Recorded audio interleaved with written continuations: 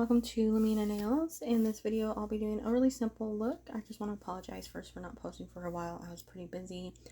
So here are my nails. I did cut them all off recently, and then this is sort of like a month of grow out. So everything's really cheap. Honestly, everything I use here is super cheap. So I'm using these soft gel tips by, I think, IUSA. I'm not sure how to pronounce it. Also not sure why the package says it has a 3-year shelf life because they're plastic, but they're on Amazon. It's very cheap on Amazon. Honestly, I really did not like these tips at first when I got them. They were like just annoying to work with. I couldn't get them sized right. My nail beds, they're not necessarily like hard to work with, but I just prefer a certain shape because sometimes they get distorted easily or they appear a little like thicker than I'd like. So I'm using this Modelones dehydrator. It's basically acetone and a Born Pretty 6-in-1 nail glue. This 6-in-1 nail glue has been holding my nails on, or the extensions on, really well. I've had no lifting as far as I can remember with this since I started using it. So I'm going to just show my thumb and I think my pinky for the most part on here. I think my thumb's the only one that really gets the detail with sizing. I think I went with a 3, but I'm not sure. So the way I do it is I take the nail glue and I just rub it in the part of my nail, or on the part of my nail where I want to stick the extension.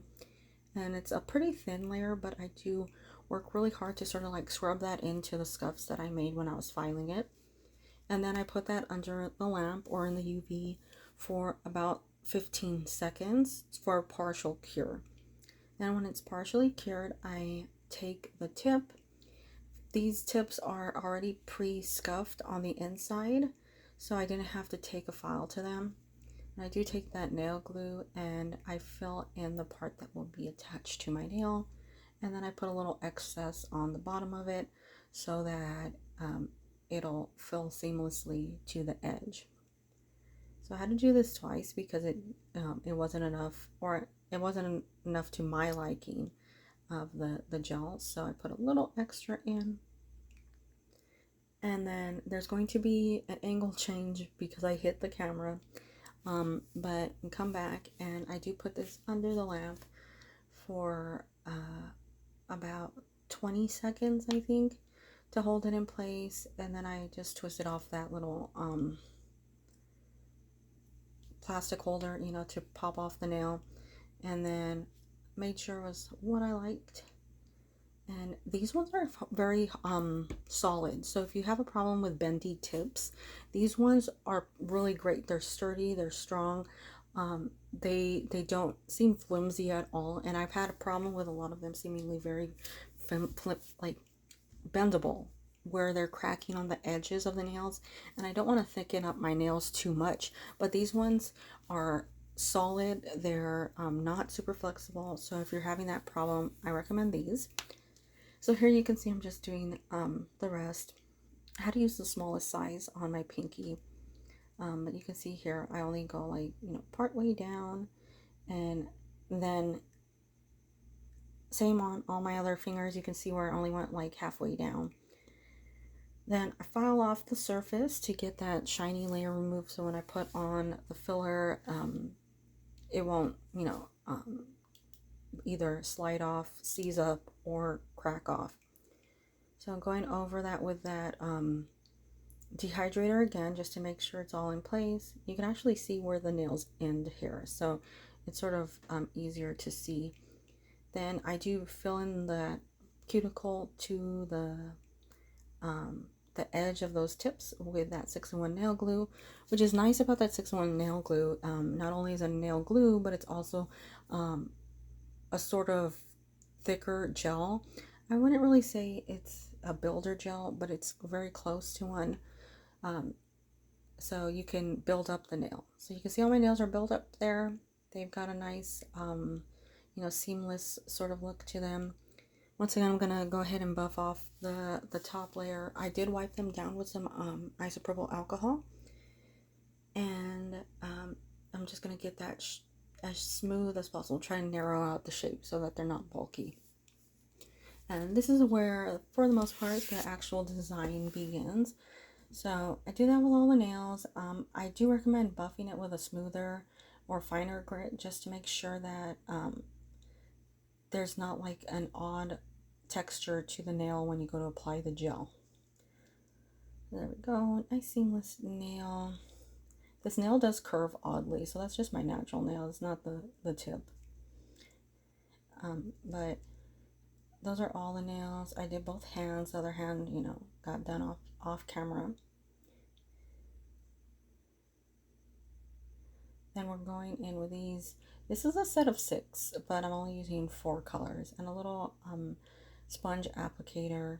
They're powders, but they're, you know, colored powders. If I can find them, I'll link them in the description box. Then I'm using Born Pretty's Jelly Nude.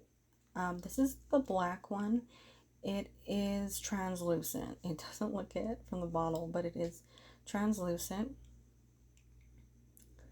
And basically I'm going in over majority of the nails, or I think, did I do, yeah, so my index, middle, and pinky finger get the layer of top coat on them. Then that goes into the lamp for 30 seconds. I'm using Modelones here. Normally I would pop that into the lamp for a full minute, but I want it extra sticky so the powders will stick. So it only went in for 30 seconds.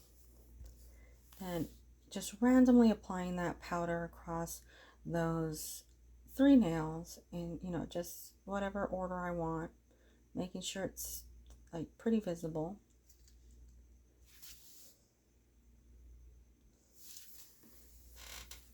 They're really pretty pigmented iridescent powders. Very pretty.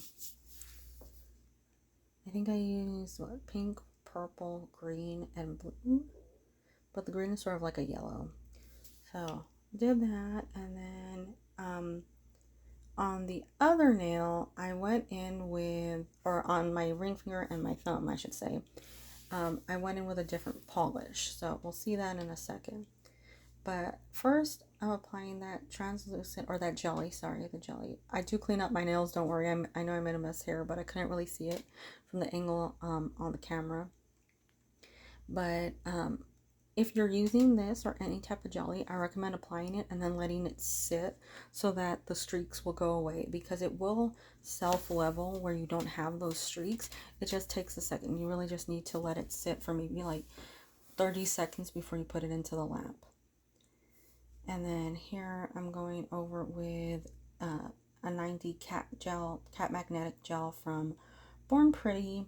I'm not sure what number this was. It's just one of the plain cat magnetic gels, and I think I do 2 layers of it on the other 2 nails to make sure it was extra visible.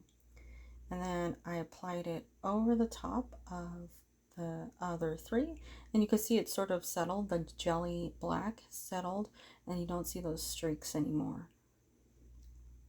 And then that goes into the lamp again for 30 seconds. Born Pretty does well at 30 seconds, so you don't need a really long time in there.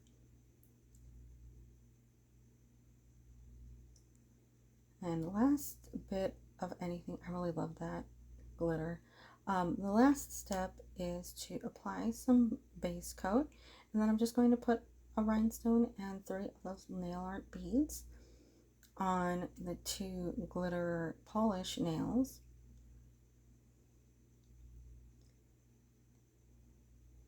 And then everything else gets a